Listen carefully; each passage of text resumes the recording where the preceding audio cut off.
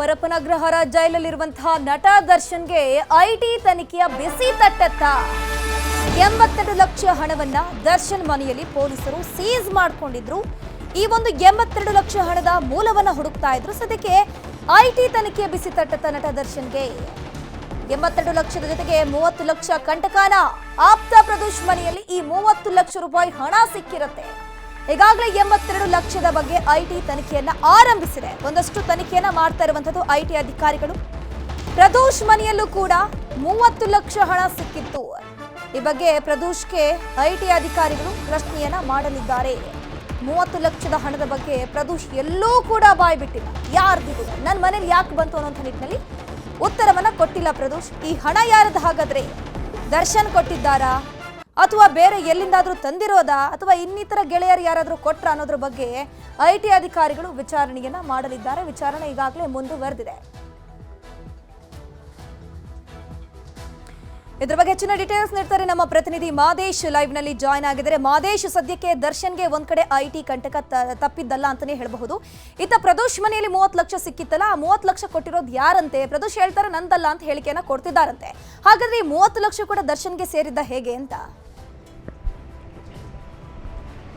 ಧನುಶ್ರೀ, ರೇಣುಕಾಸ್ವಾಮಿ ಕೊಲೆ ಪ್ರಕರಣಕ್ಕೆ ಸಂಬಂಧಪಟ್ಟಂತೆ ತನಿಖೆ ನಡೆಸುವಂಥ ಸಂದರ್ಭದಲ್ಲಿ ಆರೋಪಿಗಳ ಮನೆಯಲ್ಲಿ ಪರಿಶೀಲನೆ ಮಾಡುವಂಥ ಕೆಲಸವನ್ನು ಪೊಲೀಸರು ಮಾಡಿದರು. ಆ ಒಂದು ಸಂದರ್ಭದಲ್ಲಿ ಆರೋಪಿಗಳ ಮನೆಗಳಲ್ಲಿ ಸ್ಥಳ ಮಹಾಜರು ಮಾಡೋದ್ರ ಜೊತೆಗೆ ಮನೆಯನ್ನು ಪರಿಶೀಲನೆ ಮಾಡಿದಂಥ ಸಂದರ್ಭದಲ್ಲಿ ದರ್ಶನ್ ಆಗಿರ್ಬೋದು ಮತ್ತು ಪ್ರದೇಶ್ ಸೇರಿದಂತೆ ಒಂದಷ್ಟು ಜನರ ಮನೆಯಲ್ಲಿ ಹಣ ಕೂಡ ಪತ್ತೆಯಾಗಿತ್ತು.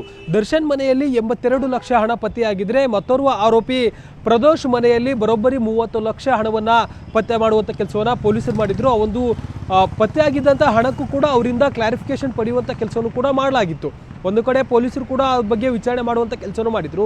ಮತ್ತೊಂದು ಕಡೆ ಐಟಿ ಅಧಿಕಾರಿಗಳು ಕೂಡ ಅಂದರೆ ಇನ್ಕಮ್ ಟ್ಯಾಕ್ಸ್ ಅಧಿಕಾರಿಗಳು ಕೂಡ ಆ ಒಂದು ಹಣದ ಬಗ್ಗೆ, ಹಣದ ಮೂಲ ಏನು, ಅದಕ್ಕೆ ಸಂಬಂಧಪಟ್ಟಂತೆ ಏನೆಲ್ಲ ಅವರ ಬಳಿ ಡಾಕ್ಯುಮೆಂಟ್ಗಳಿದೆ ಅನ್ನೋದಕ್ಕೆ ಸಂಬಂಧಪಟ್ಟಂತೆ ವಿಚಾರಣೆ ಮಾಡುವಂಥ ಕೆಲಸವನ್ನು ಕೂಡ ಮಾಡಲಾಗಿತ್ತು. ದರ್ಶನ್ ಹಾಗೂ ಪ್ರದೋಷ್ ಇಬ್ಬರನ್ನು ಕೂಡ ವಿಚಾರಣೆ ಮಾಡುವಂಥ ಕೆಲಸವನ್ನು ಮಾಡಿದರು. ಅಲ್ಲಿ ದರ್ಶನ್ ಒಂದು ಕಡೆ ಹೇಳಿಕೆ ಕೊಡುವಂಥ ಕೆಲಸವನ್ನು ಮಾಡಿದರು. ಅವರ ಬಳಿ ಇದ್ದಂಥ 82 ಲಕ್ಷ ಹಣಕ್ಕೆ ಸಂಬಂಧಪಟ್ಟಂತೆ ಯಾವುದೇ ರೀತಿಯಾದಂಥ ಸ್ಪಷ್ಟ ದಾಖಲೆಗಳಿಲ್ಲ ಅಂತೇಳಿ ದರ್ಶನ್ ಹೇಳಿಕೆ ಕೊಟ್ಟಿದ್ರು. ಇದರ ಜೊತೆಗೆ ಪ್ರದೋಷ್ನನ್ನು ಕೂಡ ವಿಚಾರಣೆ ಮಾಡಿದಂಥ ಸಂದರ್ಭದಲ್ಲಿ ಪ್ರದೋಷ್ ಕೂಡ ಅದೇ ರೀತಿಯಾದಂಥ ದ್ವಂದ್ವ ಹೇಳಿಕೆಗಳನ್ನು ಐಟಿ ಅಧಿಕಾರಿಗಳ ಮುಂದೆ ಹೇಳಿದ್ದಾರೆ ಅಂತೇಳಿ ಒಂದಷ್ಟು ವಿಚಾರಗಳು ಈಗ ಗೊತ್ತಾಗ್ತಿದೆ. ಐಟಿ ಅಧಿಕಾರಿಗಳು ತಮ್ಮ ಮನೆಯಲ್ಲಿ ಪತ್ತೆಯಾಗಿದ್ದಂಥ 30 ಲಕ್ಷದ ಆದಾಯದ ಮೂಲ ಏನು, ಅದು ಹಣ ಯಾರದು ಅನ್ನೋದಕ್ಕೆ ಸಂಬಂಧಪಟ್ಟಂತೆ, ಜೊತೆಗೆ ಅದಕ್ಕೆ ಸಂಬಂಧಪಟ್ಟಂತೆ ದಾಖಲೆಗಳನ್ನು ಕೊಡಬೇಕು ಅಂತೇಳಿ ಐಟಿ ಅಧಿಕಾರಿಗಳು ಒಂದಷ್ಟು ಪ್ರಶ್ನೆಗಳನ್ನು ಮಾಡ್ತಾರೆ. ಈ ಒಂದು ಸಂದರ್ಭದಲ್ಲಿ ಆ ಹಣ ನಂದಲ್ಲ, ನನ್ನ ಕುಟುಂಬಕ್ಕೂ ಕೂಡ ಸೇರಿದ್ದಲ್ಲ, ಆದರೆ ಅದಕ್ಕೆ ಸಂಬಂಧಿತ ದಾಖಲೆಗಳು ಯಾವುವು ಕೂಡ ನನ್ನಲ್ಲಿಲ್ಲ ಅಂತೇಳಿ ಪ್ರದೋಷ್ ಅಡ್ಡಗೋಡೆ ಮೇಲೆ ದೀಪ ಇಟ್ಟಂತೆ ಒಂದಷ್ಟು ಹೇಳಿಕೆಗಳನ್ನು ಕೊಟ್ಟಿದ್ದಾರೆ. ಜೊತೆಗೆ ಅದನ್ನು ನೀವು ಬೇಕಾದ್ರೆ ಅಧಿಕಾರಿಗಳು ಕೂಡ ಇದು ನಿಮ್ಮದಲ್ಲ, ಜೊತೆಗೆ ಇದಕ್ಕೆ ಸಂಬಂಧಪಟ್ಟಂಥ ದಾಖಲೆಗಳು ನಿಮ್ಮ ಬಳಿ ಇಲ್ಲ ಅಂತಂದರೆ ಇದನ್ನು ನಾವು ಸೀಸ್ ಮಾಡ್ತೇವೆ ಅಂತೇಳಿ ಆತನಿಗೆ ತಿಳಿಸುವಂಥ ಕೆಲಸವನ್ನು ಮಾಡ್ತಾರೆ. ಅದಕ್ಕೂ ಕೂಡ ಪ್ರದೋಷ್ ಒಪ್ಪಿಗೆಯನ್ನು ಕೂಡ ಸೂಚನೆ ನೀಡಿದ್ದಾನೆ ಅಂತೇಳಿ ಗೊತ್ತಾಗಿದೆ. ಸದ್ಯಕ್ಕೆ ಒಂದಷ್ಟು ಈ ಒಂದು ಹಣದಕ್ಕೆ ವಿಚಾರಕ್ಕೆ ಸಂಬಂಧಪಟ್ಟಂತೆ ಸಾಕಷ್ಟು ಅನುಮಾನಗಳು ಕೂಡ ಇಲ್ಲಿ ಮೂಡುತ್ತೆ. ಯಾಕಂದರೆ ಇಷ್ಟೊಂದು ಹಣವನ್ನು ಯಾವ ಕಾರಣಕ್ಕಾಗಿ ಇವರು ತೆಗೆದುಕೊಂಡು ಬಂದಿದ್ರು ಅನ್ನೋದಕ್ಕೆ ಸಂಬಂಧಪಟ್ಟಂತೆ ಸದ್ಯಕ್ಕೆ ಸಾಕಷ್ಟು ಅನುಮಾನಗಳು ಮೂಡಿದೆ. ಇದರಿಂದ ದರ್ಶನನ್ನು ಕೂಡ ಮತ್ತೆ ಅಧಿಕಾರಿಗಳು ವಿಚಾರಣೆ ಮಾಡುವಂತ ಸಾಧ್ಯತೆ ಇದೆ. ಧನುಶ್ರೀ, ಮಾದೇಶ್, ಇನ್ನೊಂದ್ ಕಡೆ ಏನಂತಂದ್ರೆ ಈ 80 ಲಕ್ಷ ಮೂಲಕ್ಕೆ ಎದಗ್ದಾಗ ದರ್ಶನ್ ಒಂದು ಹೇಳಿಕೆಯನ್ನು ಕೊಡ್ತಾರಂತೆ, ನಾನು ಕೃಷಿಕ, ಅದ್ರ ಜೊತೆಗೆ ಸಾಕು ಪ್ರಾಣಿಗಳನ್ನ ಮಾರಾಟ ಮಾಡಿದ್ರಿಂದ ನನಗೆ ಬಂದಿರುವಂತಹ ದುಡ್ಡನ್ನ ನಾನು ಕೂಡಿಟ್ಟು ಮನೆಯಲ್ಲಿ ಇಟ್ಟಿದೆ ಅಂತ. ಇದು ಐಟಿ ಅಧಿಕಾರಿಗಳಿಗೆ ಸ್ಯಾಟಿಸ್ಫೈಡ್ ಆಗಿದೆಯೇ ಈ ಕ್ವಶನ್ಗೆ ಆನ್ಸರ್ ಅಂತ?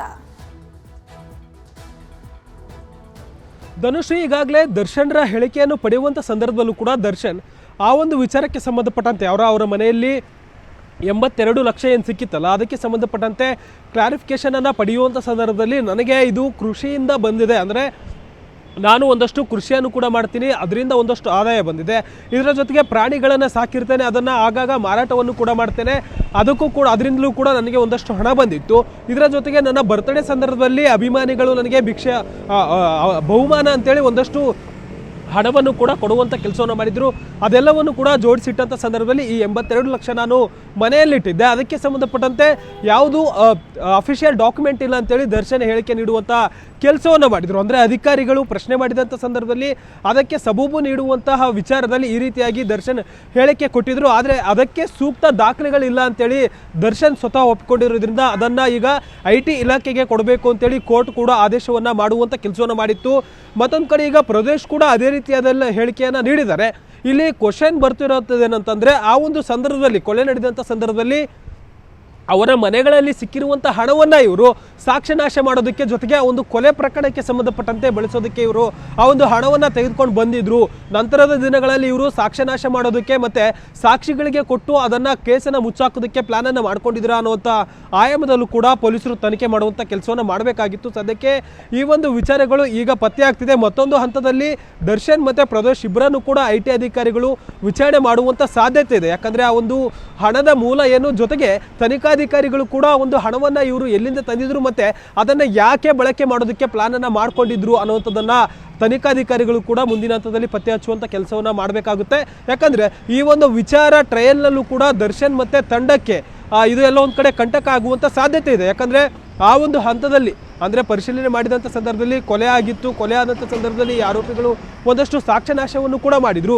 ಈ ಹಣವನ್ನು ಜೊತೆಗೆ ಇದಕ್ಕಿಂತ ಹೆಚ್ಚು ಹಣ ಅವರ ಬಳಿ ಇತ್ತು. ಒಂದಷ್ಟು ಹಣವನ್ನು ಸಾಕ್ಷ್ಯನಾಶಕ್ಕೆ ಇವರು ಆಲ್ರೆಡಿ ಬಳಸಿದ್ರು. ಮುಂದಿನ ಹಂತದಲ್ಲೂ ಕೂಡ ಇವರು ಸಾಕ್ಷ್ಯನಾಶ ಮಾಡೋದಕ್ಕೆ ಈ ಒಂದು ಹಣ ಬಳಸೋದಕ್ಕೆ ಇಟ್ಟಿದ್ರು ಅನ್ನುವಂಥ ಒಂದಷ್ಟು ಸಂಶಯಗಳು ಮೂಡಿತ್ತು. ಸದ್ಯಕ್ಕೆ ಈ ಒಂದು ವಿಚಾರಕ್ಕೆ ಸಂಬಂಧಪಟ್ಟಂತೆ ಮತ್ತೊಮ್ಮೆ IT ಅಧಿಕಾರಿಗಳು ಕ್ಲಾರಿಫಿಕೇಶನ್ ಪಡೆಯುವಂಥ ಕೆಲಸವನ್ನು ಕೂಡ ಮಾಡಲಿದ್ದಾರೆ. Dhanushree, thank you Madesh.